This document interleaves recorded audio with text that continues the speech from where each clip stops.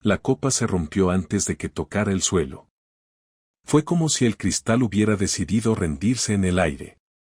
La miré unos segundos, sin moverme, mientras las gotas de vino tinto se expandían por el suelo como sangre saliendo de una herida.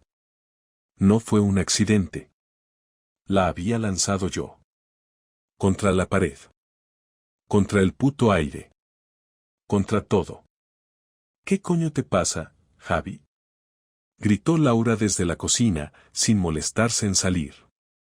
No contesté. No tenía sentido. Lo único que escuchaba era mi propia respiración, rápida, sucia, como si hubiese corrido una maratón dentro del salón de nuestra casa. Todo empezó esa misma tarde. Y no encontré ningún mensaje en su móvil ni vi nada raro en el portátil. Fue algo más personal. Más físico. Más humillante. Volvía del gimnasio. Eran las 6 de la tarde y había pasado por el bar de siempre a saludar a Rubén, un viejo amigo que trabaja allí desde que dejó la carrera. Estábamos charlando, cerveza en mano, cuando me soltó. Tío, ¿no dijiste que Laura daba clases hasta las 7? Sí, por. Me señaló con la cabeza hacia la ventana. Y ahí la vi. Mi mujer. Mi esposa. Mi compañera de vida. Sentada en la terraza del bar de enfrente. Con un tío. No cualquiera. Un tío joven, con camisa blanca remangada, gafas de sol y esa actitud de gilipollas que sabe que se está follando a la mujer de otro. No estaban besándose. Ni abrazándose.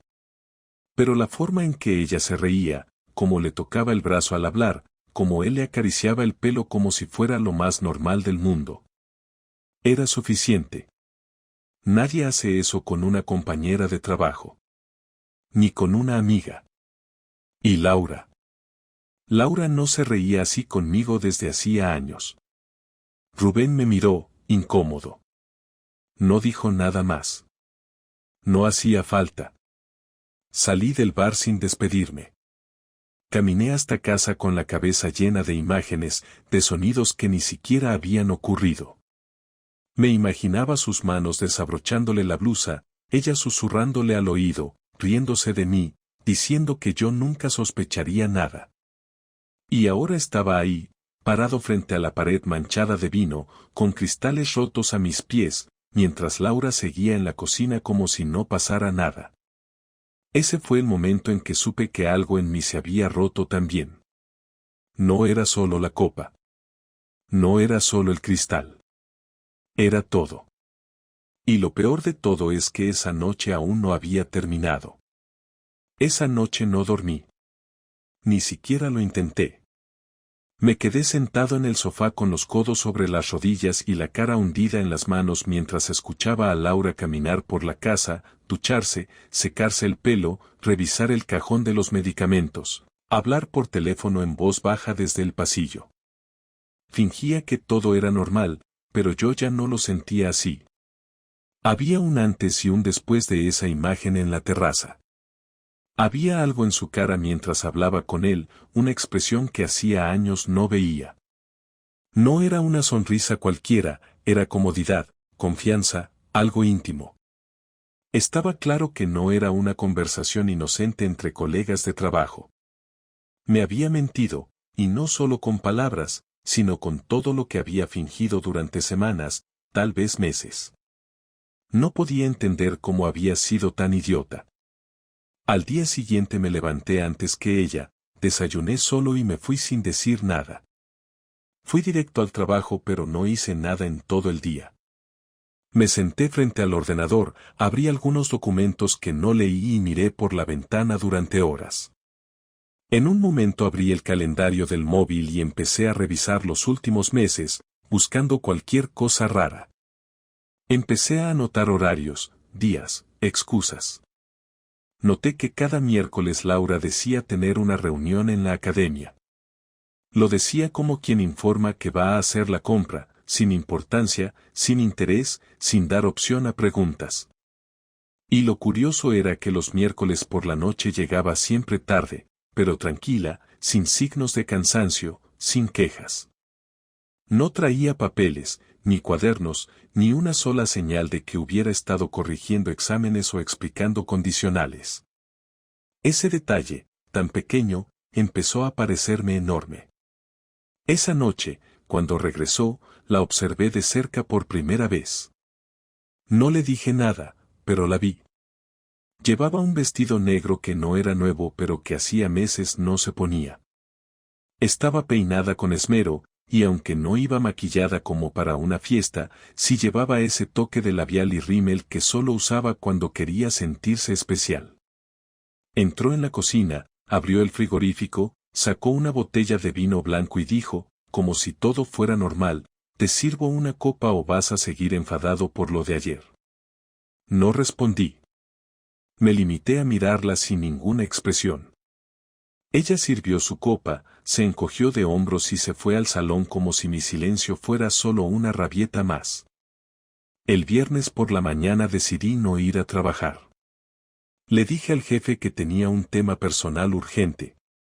Me pasé el día frente al portal de la academia donde Laura trabaja, dentro del coche, con las ventanas bajadas y las manos sudadas. A las 3:30 la vi salir. No sola, sino con el mismo tío de la terraza. Iban hablando, ella con la cabeza levemente inclinada hacia él, como si cada palabra que saliera de su boca fuera un secreto compartido. Caminaron 3 calles, ella se detuvo frente a un coche que no era el suyo y él le abrió la puerta del acompañante. Subió sin mirar atrás. Ni un gesto de duda, ni una revisión del entorno. Como si lo hiciera cada semana. Seguí el coche con cuidado. No muy cerca, pero lo suficiente como para no perderlo. Conducían por calles secundarias, sin tráfico, como si ya tuvieran un recorrido establecido. Al cabo de unos 15 minutos, aparcaron frente a un edificio moderno, de esos nuevos que están junto a la estación del tren. Esperé 5 minutos antes de acercarme. Crucé la calle a pie, fingiendo estar al teléfono, y entré al portal justo detrás de una vecina que salía con su perro. Miré el panel de timbres. Segundo B. El nombre del buzón era simplemente Martínez. No me sonaba. Subí en el ascensor, sin saber qué iba a hacer exactamente. Me temblaban las piernas y el corazón me golpeaba el pecho como si estuviera corriendo. Me quedé en el rellano, junto a la puerta. No toqué el timbre. No hice ruido. Solo me agaché y, con el móvil, grabé el número de piso, la puerta, incluso el sonido de sus risas que se escuchaban, tenues, a través de la madera. Me quedé ahí durante 5 minutos eternos. Luego bajé, salí del edificio y volví al coche. No fui a casa. No tenía fuerzas. Conduje hasta el centro comercial y me senté en una cafetería durante más de 1 hora, sin mirar el reloj. Reproduje la grabación una y otra vez, como si eso fuera a cambiar lo que había visto y oído. Quería volver atrás en el tiempo, encontrar un momento en el que pudiera haber evitado todo esto. Pero no había nada. Solo quedaba avanzar. Y algo dentro de mí ya sabía que no habría marcha atrás. No podía confrontarla aún. No así, sin más. Necesitaba algo más. Algo que la dejara sin argumentos. Algo definitivo. Esa noche, cuando regresó, no la miré. Ella habló un poco del trabajo, de una madre pesada que se quejaba de que su hijo suspendía todo. Yo asentí, fingí estar cansado. No sé si sospechó algo. Me besó en la mejilla y me deseó buenas noches. Me quedé solo en el salón, otra vez, con el sonido de sus pasos apagándose por el pasillo. Y ahí, sin moverme, lo decidí. No iba a esperar a que ella lo confesara. No iba a rogarle explicaciones. Si quería jugar con fuego, yo iba a enseñarle cómo arde de verdad. Esperé hasta el miércoles siguiente, el día en que ella siempre tenía esa supuesta reunión que, según sus palabras, se alargaba más de la cuenta. Me levanté temprano como siempre, preparé el desayuno, ayudé a Sergio a vestirse para el cole y fingí que todo estaba bien. Laura estaba de buen humor, incluso me dio un beso en los labios antes de salir. Le dije que yo también saldría más tarde por una revisión del coche y ella asintió sin darle importancia. La rutina seguía intacta, como si nada pasara, como si no estuviera a punto de ver su vida explotar en la cara. Esperé a que se fuera y una hora después la seguí con el coche. Ella condujo exactamente hacia el mismo sitio que la semana anterior, y yo me mantuve a distancia. Esta vez no entraron al portal enseguida, él ya la esperaba en la calle, y se saludaron con un abrazo. Un abrazo largo, de esos que no se dan dos personas que simplemente se caen bien. Esta vez no me detuve en la calle ni me escondí detrás del volante. Bajé del coche, crucé la acera, subí las escaleras y llamé al portero directamente. Ella miró hacia el portal con una expresión que pasó del desconcierto al pánico en cuestión de segundos. El otro tipo ni siquiera reaccionó, parecía no entender quién era yo ni por qué estaba ahí. Laura, en cambio, lo entendió todo. Javier, ¿qué haces aquí? No respondí.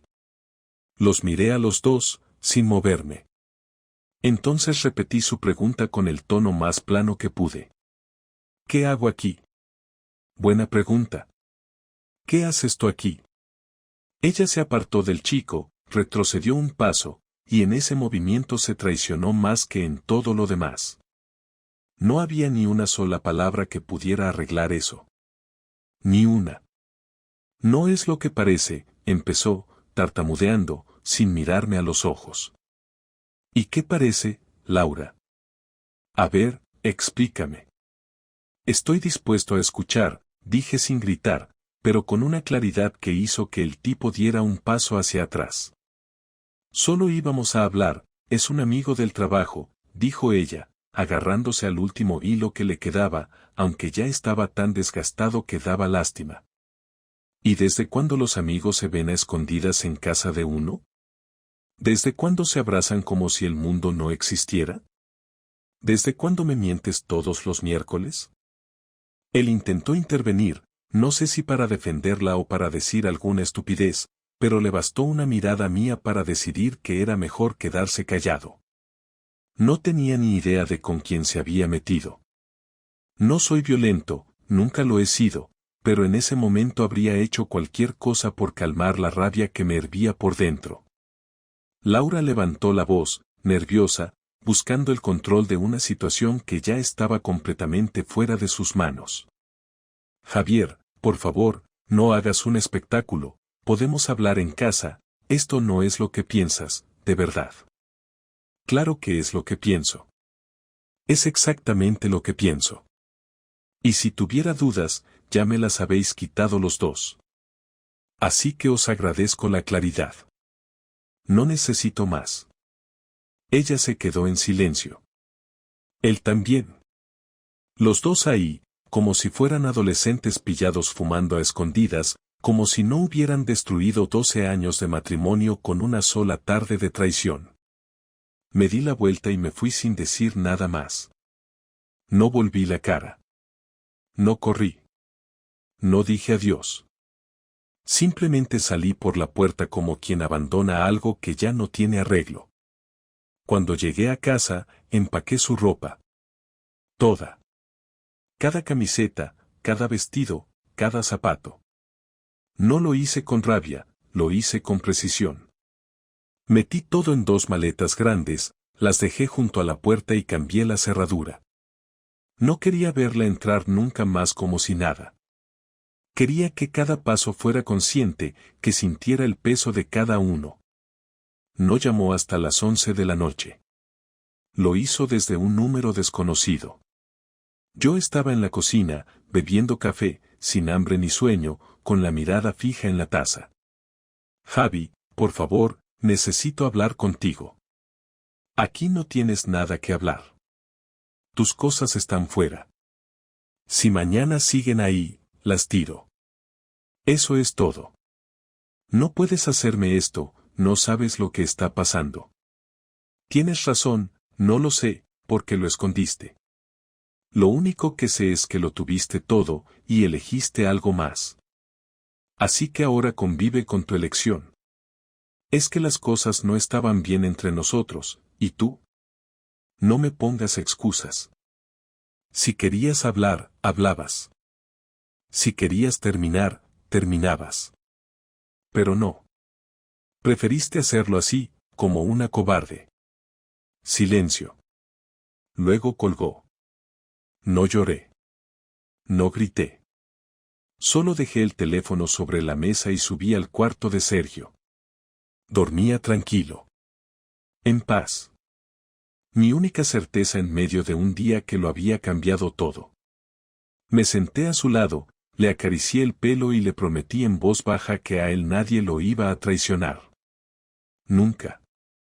Y ahí, mientras lo miraba dormir, decidí que la paz de mi hijo iba a ser el centro de todo. Laura ya no era parte de eso. Ella lo eligió. Nadie la obligó.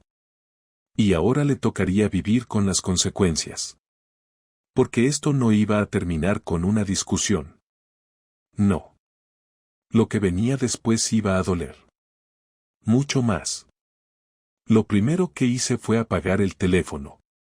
No me interesaban sus intentos de justificar lo injustificable ni sus mensajes con explicaciones improvisadas. Al día siguiente, pedí un día libre en el trabajo, llevé a Sergio al colegio sin decirle nada fuera de lo normal y volví a casa para ejecutar lo que ya había decidido. No era rabia lo que me movía, ni impulsividad. Era cálculo. Quería que sintiera cada paso, cada resultado de su decisión, sin golpes bajos pero sin compasión. Si había elegido jugar conmigo como si no tuviera valor, iba a descubrir que no todos los hombres reaccionan llorando en un sofá. Algunos se levantan y limpian la escena con la misma frialdad con la que otros traicionan. Busqué a mi abogado, le conté la situación sin rodeos y le entregué todo lo que había recopilado. Fechas, grabaciones, fotos, hasta una copia de la conversación que tuve con ella frente al portal del tipo. No necesitaba espiar más, ya tenía lo que bastaba para iniciar un proceso claro de separación con todas las condiciones a mi favor. Le pedí que iniciara los trámites lo antes posible y que me preparara una estrategia para asegurar la custodia de Sergio. No me interesaba su dinero ni su disculpa, solo quería garantizar que mi hijo no tuviera que convivir con alguien capaz de mentir a ese nivel durante tanto tiempo. Luego, contacté con la dirección de la academia donde trabajaba.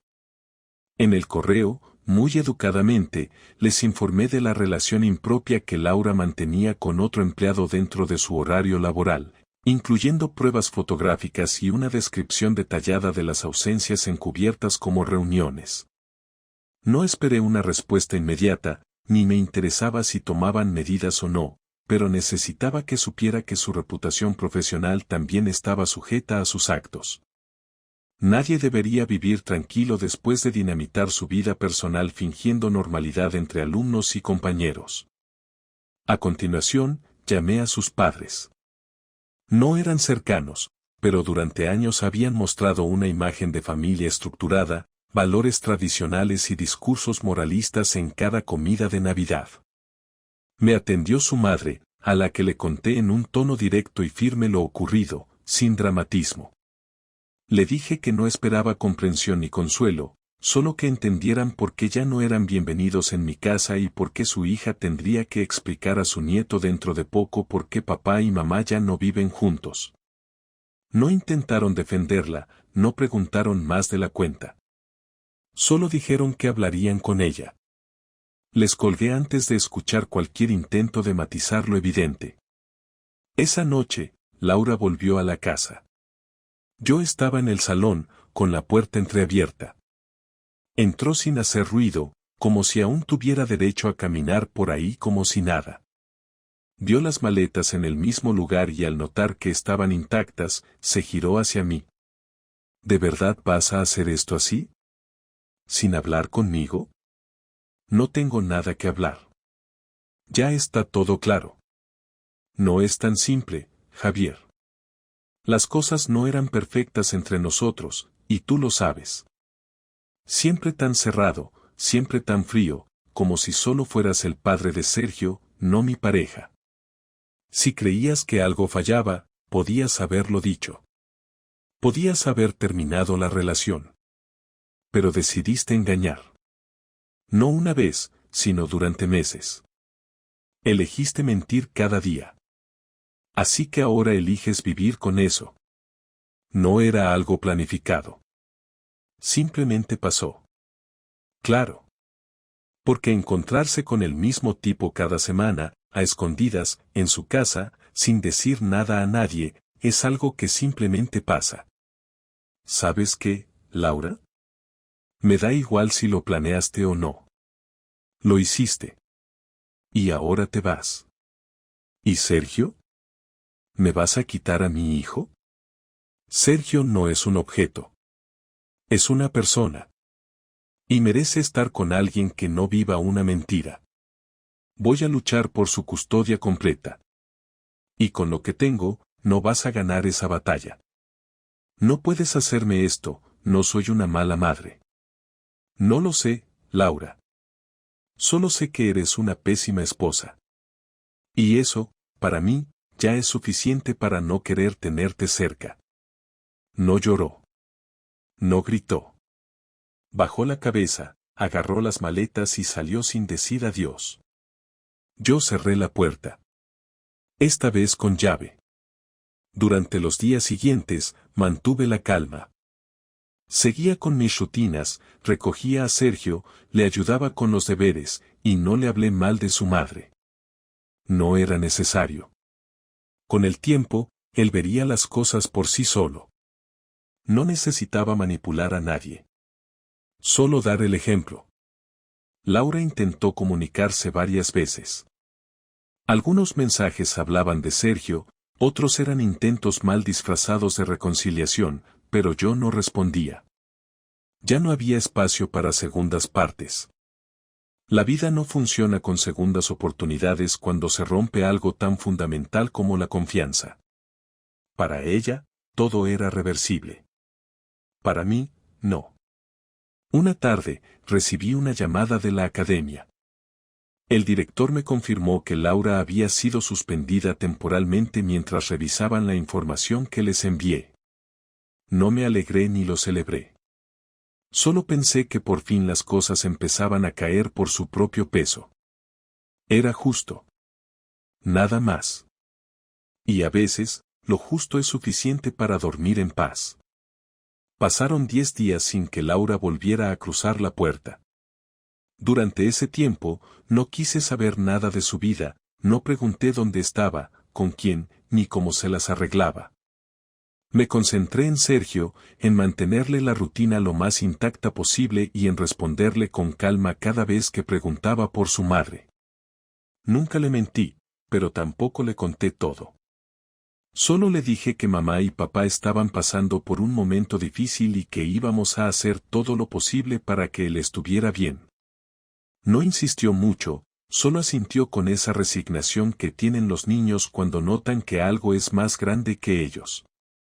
Me dolía verlo callado, pero prefería eso a verlo confundido por una versión de los hechos distorsionada. Una tarde, después de recoger a Sergio del colegio, encontré una nota en el buzón. No era una carta formal ni una nota escrita a máquina, era un papel doblado en 4, escrito con su letra. Me pedía hablar, sin gritos, sin reproches, solo una conversación clara. Decía que no pretendía volver a casa, que solo necesitaba cerrar este capítulo de forma adulta. Lo pensé durante horas. Parte de mí quería ignorarla, no darle ni eso. Pero otra parte, más cansada que enfadada, necesitaba escucharla, no para perdonar, sino para terminar el asunto con algo de dignidad. Le contesté con un mensaje. Le dije que podía venir al día siguiente, a las 6, mientras Sergio estaba en clases de pintura. A las 6 en punto llamó a la puerta. Llevaba vaqueros, una chaqueta gris y una cara que no se atrevía a mirarme de frente. Entró despacio, se quedó de pie en el salón y esperó a que dijera algo. No lo hice. Me senté en el sofá y le señalé la otra punta. Se sentó. Gracias por dejarme venir, empezó, con una voz mucho más suave de la que usaba cuando discutíamos. No lo hice por ti. Lo hice por mí. Y por Sergio. Lo sé. Y está bien. No vengo a pedirte nada. Mejor. Porque no tengo nada que darte. Se quedó callada un momento. Luego respiró hondo. Estoy destrozada, Javier. No te imaginas lo que he pasado estas semanas. ¿Y eso debería importarme ahora? No. Pero te lo digo igual. Porque aunque no lo creas, no fue fácil para mí. No, claro. Debe de ser durísimo vivir una doble vida, esconder mensajes, mentir a diario. Un infierno, seguro. No estoy pidiendo lástima. Solo que entiendas que no fue premeditado. ¿Tú me has visto la cara de imbécil que me ha quedado? No me pidas que entienda. Porque no puedo. Porque no quiero. Lo único que quiero es saber si vas a luchar por la custodia o vas a evitarle a tu hijo pasar por un juicio que no necesita. Se quedó completamente seria. Esa fue la primera vez que la vi sin excusas ni adornos. No voy a luchar por nada. No quiero que Sergio viva en medio de un campo de batalla. Quiero verle, claro. Quiero estar en su vida. Pero no voy a ponerle en el medio. Sé que tú le puedes dar estabilidad. Yo no puedo ahora mismo. Ni quiero arrastrarle por mis errores. Me sorprendió. No porque sonara noble, sino porque por fin decía algo coherente. Eso es lo más sensato que has dicho en mucho tiempo. ¿Vas a firmar los papeles? Sí. Ya hablé con mi abogado. Estoy de acuerdo con lo que se pide. Me quedo con lo justo. No quiero nada que venga de esta casa. ¿Y el otro? ¿Sigue en tu vida? No. Se acabó.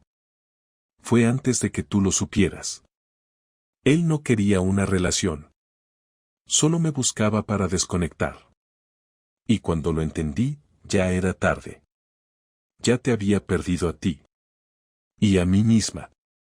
Tarde. Todo muy tarde. Sí.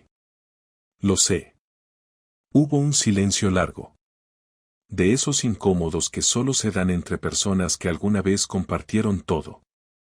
No te odio, dije al final, pero tampoco te voy a perdonar.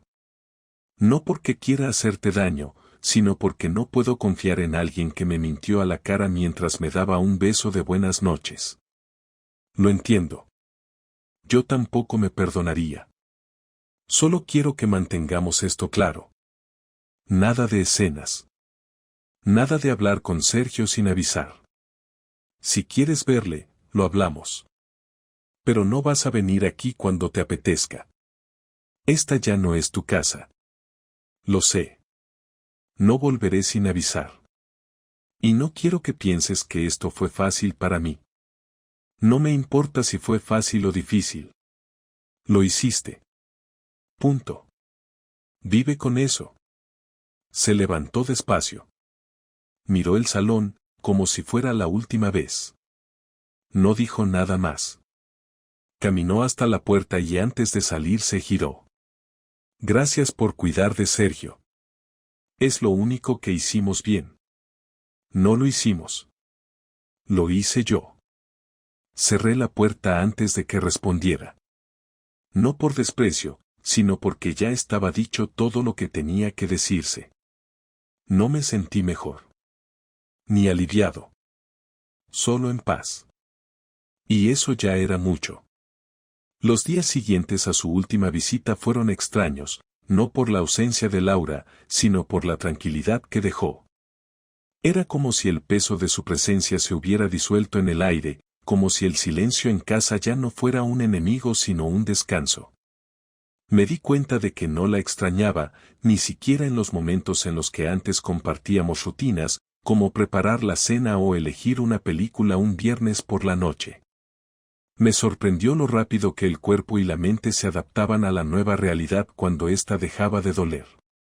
No sentí vacío, solo una necesidad constante de seguir con lo mío, de cuidar de Sergio y de reconstruir cada rincón de la vida que había dejado con grietas.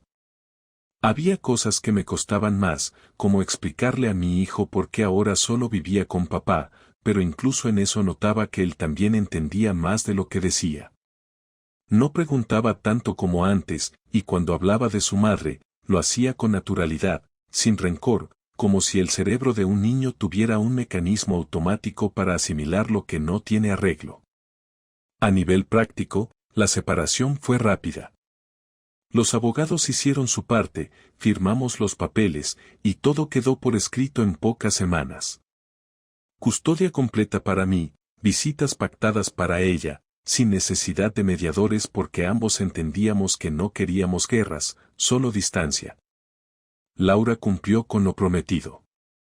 No hizo escándalos, no pidió nada fuera de lo acordado, no intentó volver a entrar en la casa ni a revisar lo que ya no era suyo. Nunca me explicó en detalle por qué había hecho lo que hizo, y eso también me pareció justo. No quería su versión, porque ya tenía la mía, y era la única que me servía para seguir adelante. La historia no necesitaba más capítulos con ella. Era suficiente con lo vivido. Volver a la rutina sin ella fue más sencillo de lo que habría imaginado. Me ocupé de la casa, del colegio de Sergio, del trabajo, y poco a poco también retomé amistades que había dejado de lado sin darme cuenta. Algunos amigos, los de verdad, me llamaron, me invitaron a tomar algo, me escucharon sin juzgar. Otros, los más incómodos, me soltaron frases inútiles como estas cosas pasan o podrías haberlo evitado si hubieras estado más pendiente. Esas conversaciones no se repitieron. No por orgullo, sino por higiene. No quería gente a mi alrededor que pensara que los matrimonios se rompen como si fueran accidentes de tráfico sin responsables. Una noche, Sergio me preguntó si mamá volvería a vivir con nosotros. Le dije que no, que cada uno había tomado un camino distinto, pero que eso no cambiaba que los dos lo queríamos mucho. Me miró unos segundos y asintió, como si no necesitara más. Le pregunté si estaba triste. Me respondió que no, que a veces la extrañaba, pero que ahora dormía mejor porque ya no oía discusiones desde su cuarto. Me dolió escucharlo, pero también me reafirmó en que había tomado la decisión correcta. No solo por mí. También por él. Porque vivir con alguien que traiciona y miente, aunque no levante la voz, es vivir en tensión permanente, y los niños no son tontos. Lo notan todo. Un sábado, ya con todo más o menos asentado, me senté en el balcón mientras Sergio jugaba en el salón con unos legos. Pensé en todo lo que había pasado en ese mes. En cómo una vida aparentemente estable se había desmoronado en cuestión de días. En cómo una pareja que compartía cenas, vacaciones y proyectos podía convertirse en dos desconocidos que no podían compartir ni un pasillo sin que el aire se volviera espeso. Me pregunté si alguna vez había sido real, si en algún momento Laura había sentido por mí algo que no fuera rutina, conveniencia o cariño mal entendido. No encontré respuesta. Y tampoco me importó mucho. Me di cuenta de que no necesitaba cerrar esa parte con certezas. Bastaba con saber que no quería repetirla. Aprendí que las traiciones no siempre vienen con señales claras, ni con advertencias previas. A veces se cocinan en silencio, mientras uno sigue creyendo que todo está bien porque no quiere mirar de cerca. Aprendí también que la dignidad no se recupera gritando ni vengándose a lo loco, sino tomando decisiones frías, firmes, que devuelven el control sin perder la cabeza. Y sobre todo, aprendí que nadie merece quedarse donde no lo respetan, por mucho que haya historia, hijos o costumbres compartidas. Ahora me levanto cada mañana con menos nudos en el estómago. No porque todo sea perfecto, sino porque lo que hay es mío, construido desde cero, sin mentiras ni farsas.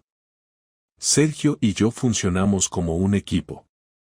Nos reímos, cocinamos juntos, discutimos por tonterías como qué serie ver antes de dormir, y de vez en cuando hablamos de su madre como quien habla de un pariente lejano, alguien que estuvo y ya no está, pero sin rencor.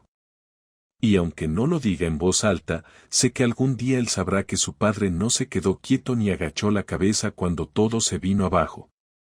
Que luchó por lo suyo sin perder la calma. Que eligió la verdad por encima de la comodidad. Y eso, más que cualquier venganza o castigo, es lo que realmente importa.